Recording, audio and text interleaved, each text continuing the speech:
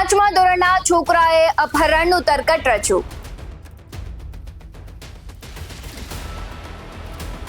Lesson ન કર્યું હોવાથી કર્યું નાટક.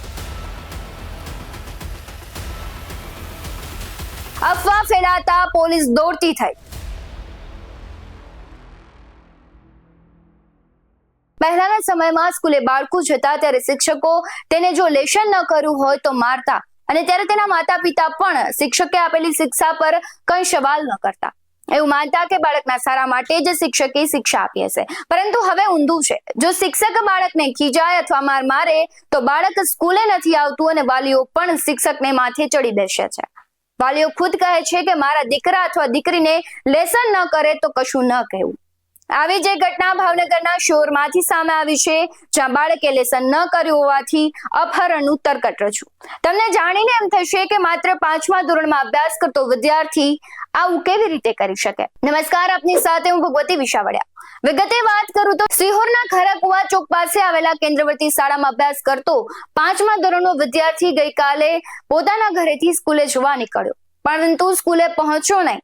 આ બાળકને સ્કૂલમાંથી લેસન આપવામાં આવ્યું હતું, જે લેસન ન થયું, જેને લઈને બાળક દ્વારા આવું એક અનગઢ વસ્તુ ઊભી કરવામાં આવી. બાળકે ખારાકુવાના ચોક પાસેથી સવારે 11 વાગે ઇકો ગાડીમાંથી 4 થી 5 લોકોએ કિડનેપ કર્યાની અફવા ઉડાવી.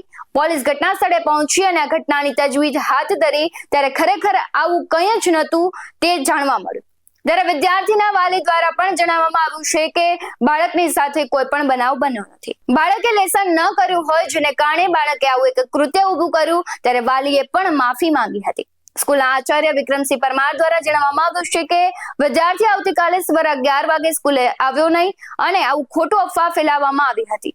ગઈકાલે એક અફવા ફેલાઈ હતી. અમને ત્યારે જાણ થઈ હતી કે બાળક શાળાએ આવેલ નથી.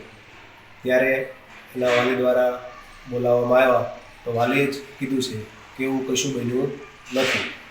અને એ વાલી દ્વારા જણાવ્યું કે બાળકે પણ સ્વીકાર્યું છે કે આવો કોઈ બનાવ બનેલ નથી. બાળક કંઈ કહેતો નથી. ઘરેથી જે કંઈ કદાચ પરિસ્થિતિ હોય તો એવું પણ હોઈ શકે. તેના મા બાપ દ્વારા પણ જણાવવામાં આવ્યું છે કે વિદ્યાર્થી દ્વારા જણાવવામાં આવ્યું હતું તે ખોટું હતું. વિદ્યાર્થીએ પોતાની જાતે જ આવું તરકટ રચવાનું સીસીટીવી કેમેરામાં કેદ થયું છે. સમગ્ર મામલે તેના પિતા શું કહી રહ્યા છે આવું સાંભળી. આ છોકરો કહેતો તો એ પ્રમાણે મેં સાંભળ્યું તો પછી બધા કેમેરા બધા તપાસ કરી તો એમાં એ એકલો હાલપા ભાળ્યો મેં. બીજું કાંઈ ઈકો કે કાંઈ ભાળ્યું નથી. તો એ છોકરાનું મને થોડોક ડાઉન પડે કે ખોટું બોલ્યો હોય, લેસન બેસન લઈ ન ગયો હોય. એ રીતે વાયરસ વિડીયો થયો છે, કેમેરો જોવે ત્યાંથી જ કર્યો છે. તો હવે છોકરાની થોડીક ભૂલ હોય, લેસન ન લઈ ગયો તો એ છોકરો થઈને ઉભો રહે. અમારે તો શું કરવું? અમે તો ક્યાં છોકરું થઈને અમારે જ ન ઉભું રહેવાય. એટલે વાયરસ વિડીયો થયો એ ખોટો જણાય એવું અમને લાગે છે. પોલીસે આ બાબતમાં તપાસ કરી છે. એ પણ ઘરે આવ્યા હતા તો આ રીતે તપાસ કરી પછી કાંઈ આ જાણવા મળ્યું નથી. તો પછી આપણે થોડુંક તો આપણે છોકરાનું ધ્યાન દેવું જોઈએ ને એમ. પણ હવે છોકરો કહે છે પણ હવે છોકરાનું મને લાગતું નથી. તો આ વાયરસ વિડીયો થયો છે તો હું માફી માંગુ છું સૌની. આવી ઘટનાઓ બને ત્યારે બીજા બાળકોને પણ અસર કરે છે. દરેક વાલીઓ અને વિદ્યાર્થીઓ માટે આ લાલબત્તી સમાન કિસ્સો છે. આવા જ વધુ અહેવાલો સાથે ફરી મળતા રહીશું. તમે અમારી YouTube ચેનલને સબસ્ક્રાઇબ કરવાનું, અમને Facebook અને Instagram પર ફોલો કરવાનું ભૂલશો નહીં. બાકી નવી અપડેટ્સ મેળવવા માટે આપ જોતા રહો BS9 TV ન્યૂઝ. નમસ્કાર.